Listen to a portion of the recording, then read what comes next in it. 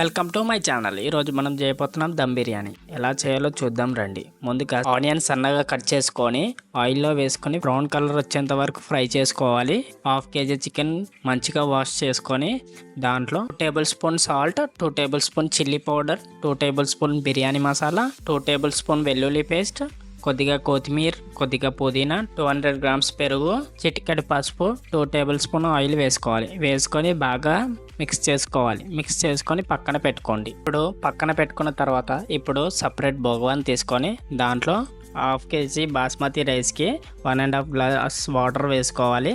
వేసుకొని దాంట్లో సాజీరా, చెక్క, బగవార ఆకు, ఇలాచి, లవంగ, కొద్దిగా కొత్తిమీర, కొద్దిగా పుదీనా, కొద్దిగా సాల్ట్, కొద్దిగా ఆయిల్ వేసుకొని మసలించుకోవాలి. వాటర్ బాగా మసలాక మ్యాగ్నేట్ చేసుకున్న చికెన్లో వేసుకోవాలి. ఎందుకంటే వాళ్ళకి బాగా మసాలా అంటుకోవాలి.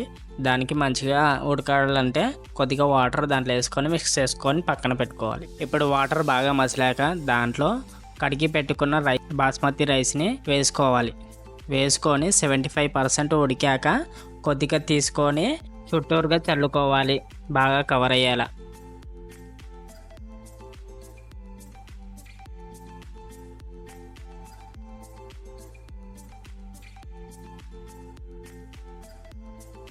దాని తర్వాత మిగతా రైస్ 90% ఉడికాక చల్లుకోవాలి. మొత్తం వేసుకున్న తర్వాత దానిపై కొద్దిగా ఫ్రైడ్ ఆనియన్స్, కొద్దిగా కొత్తిమీర వేసుకోవాలి.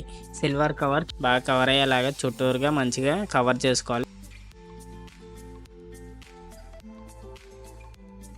కవర్ చేసుకున్న తర్వాత దానిపైన మూత పెట్టుకొని దానిపైన ఏదైనా బరువైన వస్తువు పెట్టుకొని ఒక 5 మినిట్స్ మీడియం ఫ్లేమ్లో ఉడికించుకోవాలి. 5 మినిట్స్ తర్వాతకి లో ఫ్లేమ్లో 10 మినిట్స్ ఉడికించుకోవాలి. అప్పుడే బాగా ఉడుకుతుంది. దాని తర్వాతకి ఓపెన్ చేసి చూస్తే వాటర్ అలా ఉండొద్దండి, బాగా ఉడకాలి. ఉడికిన తర్వాత బిర్యానీ రెడీ. ఇంకా స్మెల్ అయితే చాలా బాగా వస్తుంది. చూస్తుంటేనే నోరు ఊరుతుంది.